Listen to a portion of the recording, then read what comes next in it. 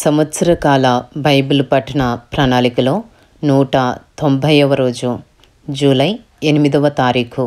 ఈనాటి అనుదిన బైబిల్ పఠనములో 2 అధ్యాయములు పరిశుద్ధ గ్రంథంలోని పాత నిబంధన గ్రంథము నుండి సమూయేలు 2వ గ్రంథములోని 14వ అధ్యాయము మరియు 15వ అధ్యాయము. ఈనాటి భాగములోని 2 అధ్యాయములలో మొదటి అధ్యాయము సమూయేలు 2వ గ్రంథములోని 14వ అధ్యాయంలో ఉన్న 33 వచనములు.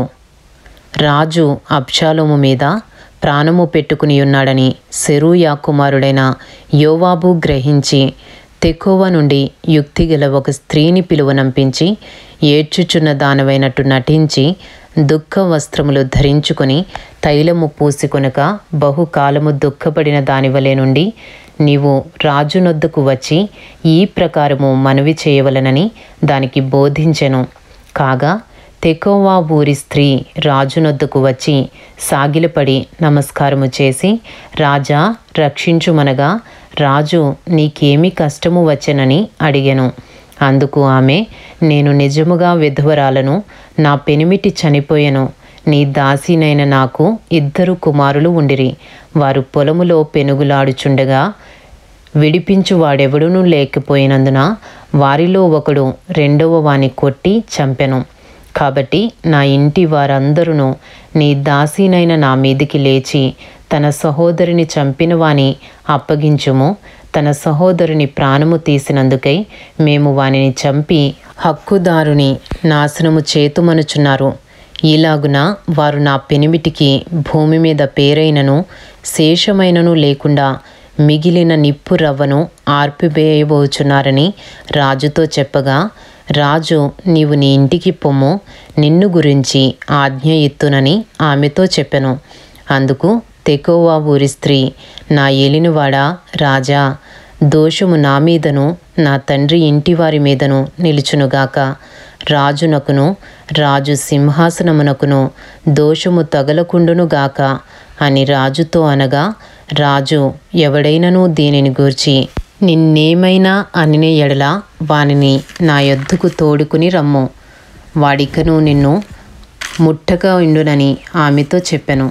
అప్పుడు ఆమె, రాజువైన నీవు నా దేవుడైన యెహోవాను స్మరించి హత్యకు ప్రతిహత్య చేయువారు నా కుమారుని నశింపచేయకుండా ఇకను నాశనము చేయటం మాన్పించుమని మనవి చేయగా, రాజు, యెహోవా జీవముతోడు నీ కుమారుని తల వెంట్రుకలలో ఒకటైనను నేల రాలకుండుననెను. అప్పుడు ఆ స్త్రీ, నా ఏలినవాడవగు నీతో ఇంకొక మాట చెప్పుకొనుట నీ దాసీనగు నాకు దయచేసి సెలవిమ్మని మనవి చేయగా, రాజు చెప్పుమనెను. అందుకు ఆ స్త్రీ, దేవుని జనులైన వారికి విరోధముగా నీవెందుకు దీనిని తలపెట్టియున్నావు? రాజు ఆ మాట సెలవిచ్చుట చేత తాను వెళ్ళగొట్టిన తన వాణి రానియక తానే దోషియగుచున్నాడు. మనమందరమును చనిపోదుము కదా. నేలను ఒలికిన మీదట మరలా ఎత్తలేని నీటివలే ఉన్నాము. దేవుడు ప్రాణము తీయక తోలివేయబడినవాడు తనకు దూరస్థుడు కాకయుండుటకు సాధనములు కల్పించుచున్నాడు. జనులు నన్ను భయపెట్టిరి గనుక నేను దీనిని గూర్చి నా ఏలిన వాడవగు నీతో మాట్లాడవచ్చితిని. కాబట్టి నీ దాసురాలునగు నేను రాజు తన దాసీనగు నా మనవి చొప్పున చేయునేమో. రాజు నా మనవి అంగీకరించి దేవుని స్వాస్థ్యము అనుభవింపకుండా నన్నును నా కుమారునిని నాశనము చేయదలిచిన వాని చేతిలో నుండి నా దాసీనగు నన్ను విడిపించునేమో అనుకుంటుని. మరియు నీ దేవుడైన యెహోవా నీకు తోడై ఉన్నాడు గనుక నా ఏలిన వాడువను రాజువు నగు నీవు దేవుని దూత వంటి వాడువై మంచి చెడ్డలన్నయో విచారింప చాలియున్నావు. కాబట్టి నీ దాసీనగు నేను నా ఏలిన వాడగు రాజు సెలవిచ్చిన మాట సమాధానకరమగునని అనుకుంటుననెను. రాజు, నేను నిన్ను అడుగు సంగతి నీవెంత మాత్రమును మరుగు చేయవద్దని ఆ స్త్రీతో అనగా, ఆమె, నా ఏలిన వాడవగు నీవు సెలవిమ్మనెను. అంతట రాజు, యోవాబు నీకు బోధించెనా అని ఆమెను అడిగినందుకు ఆమె ఇట్లనెను, నా ఏలినవాడవైన రాజా, నీ ప్రాణముతోడు చెప్పిన దానిని తప్పక గ్రహించుటకు నా ఏలినవాడువను రాజువు నగు నీ వంటి వాడొకడునూ లేడు. నీ సేవకుడగు యోవాబు నాకు బోధించి ఈ మాటలన్నిటినీ నీ దాసి నాకు నేర్పెను. సంగతిని రాజుతో మరుగు మాటలతో మనవి చేయుటకు నీ సేవకుడగు యోవాబు ఏర్పాటు చేసెను. ఈ లోకమందు సమస్తమును ఎరుగుటయందు నా ఏలినవాడవగు నీవు దేవదూతల జ్ఞానము వంటి జ్ఞానము గలవాడవు. అప్పుడు రాజు యోవాబుతో ఇలాగున సెలవిచ్చెను, ఆలకించుము, నీవు మనవి చేసిన దానిని నేను ఒప్పుకొనుచున్నాను. తరువాత యవనుడగు అబ్షాలోమును రప్పింపుమని అతడు సెలవీయగా యోవాబు సాష్టాంగ నమస్కారము చేసి రాజును స్తుతించి, రాజువగు నీవు నీ దాసుడనైన నా మనవి అంగీకరించినందున నా ఏలినవాడవగు నీ వలన నేను అనుగ్రహము నొందితినని నాకు తెలిసినని చెప్పి లేచి గెషూరునకు పోయి అబ్షాలోమును యెరూషలేమునకు తోడుకొని వచ్చెను. అయితే రాజు అతడు నా దర్శనము చేయక తన ఇంటికి పోవలెనని ఉత్తరువు చేయగా అబ్షాలోము రాజదర్శనము చేయక తన ఇంటికి పోయెను. సమూయేలు 2వ గ్రంథము 14వ అధ్యాయము 25వ వచనం నుండి. ఇశ్రాయేలీలందరిలో అబ్షాలోమంత సౌందర్యము గలవాడు ఒకడునూ లేడు. అరికాలు మొదలుకొని తల వరకు ఏ లోపమునూ అతని యందు లేకపోయెను. తన తల వెంట్రుకలు భారముగానున్నందున ఏటేటా అతడు వాటిని కత్తిరించుచూ వచ్చెను. కత్తిరించునప్పుడెల్లా వాటి ఎత్తు రాజు తూనికను బట్టి 200 తులములాయెను. అబ్షాలోమునకు 3 కుమారులను తామారు అనునొక కుమార్తెయు పుట్టిరి. ఆమె బహు సౌందర్యవతి. 2వ సమూయేలు 14వ అధ్యాయము 28వ వచనము నుండి.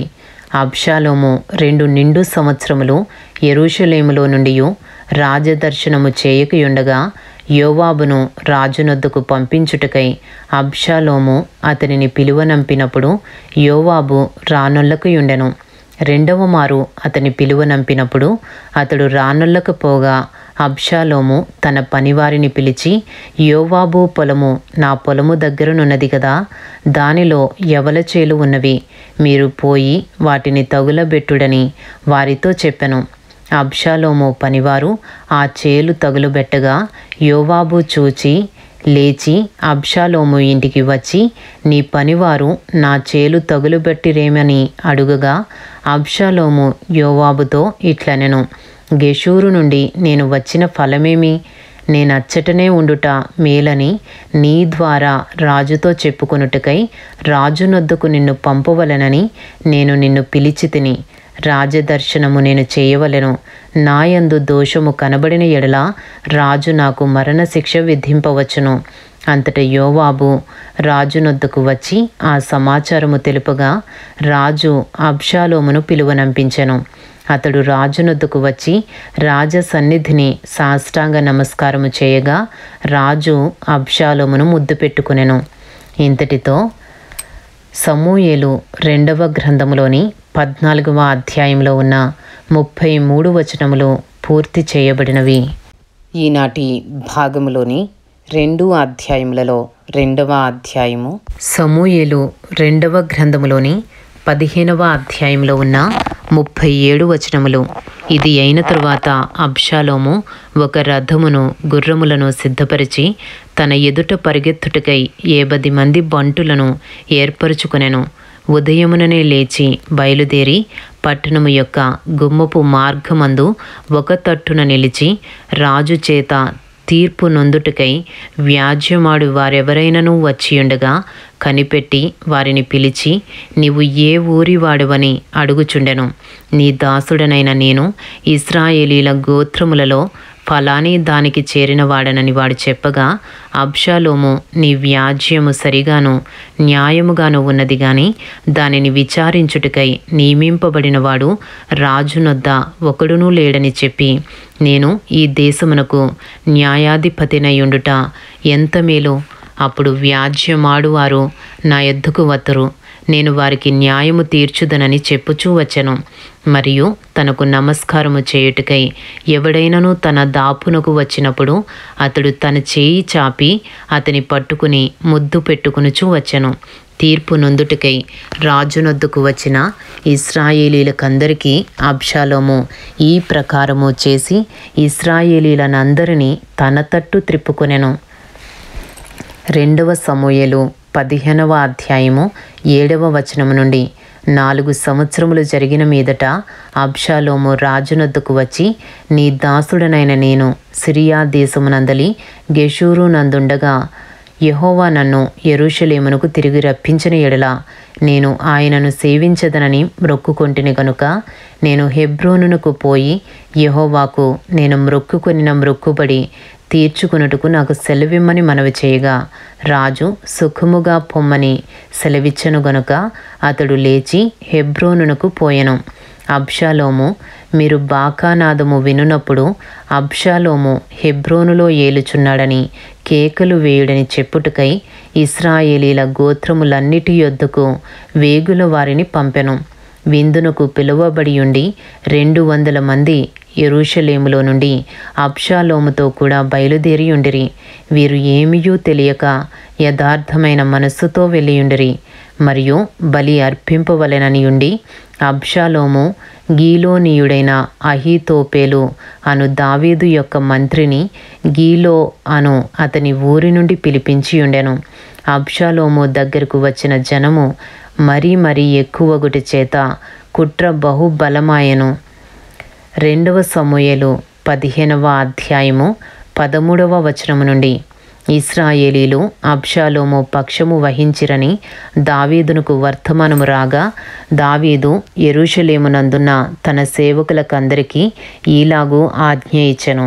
అబ్షాలోము చేతిలో నుండి మనము తప్పించుకుని రక్షణ నొందలేము, మనము పారిపోదము రండి. అతడు హఠాత్తుగా వచ్చి మనలను పట్టుకొనకను మనకు కీడు చేయకను పట్టణమును కత్తివాత హతము చేయకును ఉండునట్లు మనము త్వరగా వెళ్ళిపోదము రండి. అందుకు రాజు సేవకులు ఈలాగు మనవి చేసిరి, చిత్తగించుము, నీ దాసులమైన మేము మా ఏలిన వాడవును రాజువు నగు నీవు సెలవిచ్చినట్లు చేయుటకు సిద్ధముగా ఉన్నాము. అప్పుడు రాజు నగరిని కనిపెట్టుటకై ఉపపత్నులగు 10 మందిని ఉంచిన మీదట తన ఇంటి వారినందరినీ వెంటబెట్టుకుని కాలినడుకును బయలుదేరెను.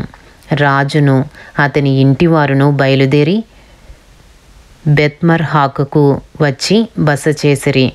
అతని సేవకులందరూ అతని ఇరుపార్శ్వములా నడిచిరి. కెరేతీయులందరూ పెలేతీయులందరూ గాతు నుండి వచ్చిన 600 మంది గిత్తీయులను రాజునకు ముందుగా నడుచుచుండిరి. రాజు గిత్తీయుడగు ఇత్తయిని కనుగొని, నీవు నివాస స్థలము కోరు పరదేశివై ఉన్నావు, నీవెందుకు మాతో కూడా వచ్చుచున్నావు? నీవు తిరిగిపోయి రాజున్న స్థలమున ఉండుము. నిన్ననే వచ్చిన నీకు ఎక్కడికి పోవుదమో తెలియకయున్న మాతో కూడా ఈ తిరుగులాట ఎందుకు? నీవు తిరిగి నీ సహోదరులను తోడుకొని పొమ్ము, కృపా సత్యములు నీకు తోడుగా ఉండునుగాక అని చెప్పగా ఇత్తయి, నేను చచ్చినను బ్రతికినను యెహోవా జీవము తోడు, నా ఏలిన వాడవును రాజువు నగు నీ జీవము తోడు. ఏ స్థలమందు నా ఏలిన వాడవును రాజువు నగు నీవుందువో ఆ స్థలమందే నీ దాసుడనైన నేనుందునని రాజుతో మనవి చేసెను. అందుకు దావీదు, అలాగైతే నీవు రావచ్చునని ఇత్తయితో సెలవిచ్చెను. గనుక గిత్తీయుడగు ఇత్తయియును అతని వారందరూ అతని కుటుంబీకులందరూ సాగిపోయిరి. వారు సాగిపోవుచుండగా జనులందరూ బహుగా ఏడ్చుచుండిరి. ఈ ప్రకారము వారందరూ రాజుతో కూడా కిద్రోను వాగు దాటి అరణ్య మార్గమున ప్రయాణమైపోయిరి. సాదోకును లేవీయులందరూ దేవుని నిబంధన మందసమును మోయిచు అతని యొద్ద ఉండిరి. వారు దేవుని మందసమును దింపగా అబ్యాతారు వచ్చి పట్టణములో నుండి జనులందరూ దాటిపోవు వరకు నిలిచెను. అప్పుడు రాజు సాదోకును పిలిచి, దేవుని మందసమును పట్టణములోనికి తిరిగి తీసుకుని పొమ్ము. యెహోవా దృష్టికి నేను అనుగ్రహము పొందిన ఎడల ఆయన నన్ను తిరిగి రప్పించి దానిని తన నివాస స్థానమును నాకు చూపించును. నీ యందు నాకిష్టము లేదని ఆయన సెలవిచ్చిన ఎడల ఆయన చిత్తము నీ దృష్టికి అనుకూలమైనట్టు నా ఎడల జరిగించుమని నేను చెప్పుదునని పలికి యాజకుడైన సాదోకుతో ఇట్లనెను, సాదోకు, నీవు దీర్ఘదర్శివి కావా? శుభముంది నీవును నీ కుమారుడగు అహిమయస్సు అబ్యాతారునకు పుట్టిన యోనాతాను అను మీ ఇద్దరు కుమారులను పట్టణమునకు పోవలెను. ఆలకించుము. నీ యొద్ద నుండి నాకు రూఢి అయిన వర్తమానము వచ్చే వరకు నేను అరణ్యమందలి రేవుల దగ్గర నిలిచియుందును. కాబట్టి సాదోకును అబ్యాతారును దేవుని మందసమును యెరూషలేమునకు తిరిగి తీసుకొని పోయి అక్కడ నిలిచిరి. 2 సమూయేలు 15వ అధ్యాయము 30వ వచనము నుండి. అయితే దావీదు ఒలీవ చెట్ల కొండ ఎక్కుచూ ఏడ్చుచూ తల కప్పుకొని పాదరక్షలు లేకుండా కాలినడకను వెళ్ళెను. అతని యొద్దనున్న జనులందరూ తలలు కప్పుకొని ఏడ్చుచూ కొండ ఎక్కిరి. అంతలో ఒకడు వచ్చి అబ్షాలోము చేసిన కుట్రలో అహీతోపేలు చేరియున్నాడని దావీదునకు తెలియజేయగా, దావీదు యెహోవా అహీతోపేలు యొక్క ఆలోచనను చెడగొట్టుమని ప్రార్థన చేసెను. దేవుని ఆరాధించు స్థలం ఒకటి ఆ కొండ మీద ఉండెను. వారు అచ్చటికి రాగా అర్కీయుడైన హూషై పైవస్త్రములు చింపుకుని తల మీద ధూళి పోసుకుని వచ్చి రాజును దర్శనము చేసెను. రాజు, నీవు నాతో కూడా వచ్చిన ఎడల నాకు భారముగా ఉందువు. నీవు పట్టణమునకు తిరిగిపోయి, రాజా, ఇంతవరకు నీ తండ్రికి నేను సేవ చేసినట్లు ఇకను నీకు సేవ చేసేదనని అబ్షాలోముతో చెప్పిన ఎడల నీవు నా పక్షపు వాడవయుండి అహీతోపేలు యొక్క ఆలోచనను చెడగొట్టగలవు. అక్కడ యాజకులైన సాదోకును అబ్యాతారును నీకు సహాయకులుగా నుందురు. కాబట్టి రాజనగరియందు ఏదైనను జరుగుట నీకు వినబడిన ఎడల యాజకుడైన సాదోకుతోనూ అబ్యాతారుతోనూ దాని చెప్పవలెను. సాదోకు కుమారుడైన అహిమయస్సు అబ్యాతారు కుమారుడైన యోనాతాను అను వారి ఇద్దరు కుమారులు అచ్చట ఉన్నారు. నీకు వినబడినదంతయు వారి చేత నా యొద్దకు వర్తమానము చేయమని చెప్పి అతనిని పంపివేశను. దావీదు స్నేహితుడైన హూషై పట్టణమునకు వచ్చుచుండగా అబ్షాలోమును యెరూషలేము చేరెను. ఇంతటితో సమూయేలు 2వ గ్రంథములోని 15వ అధ్యాయంలో ఉన్న 37 వచనములు పూర్తి చేయబడినవి.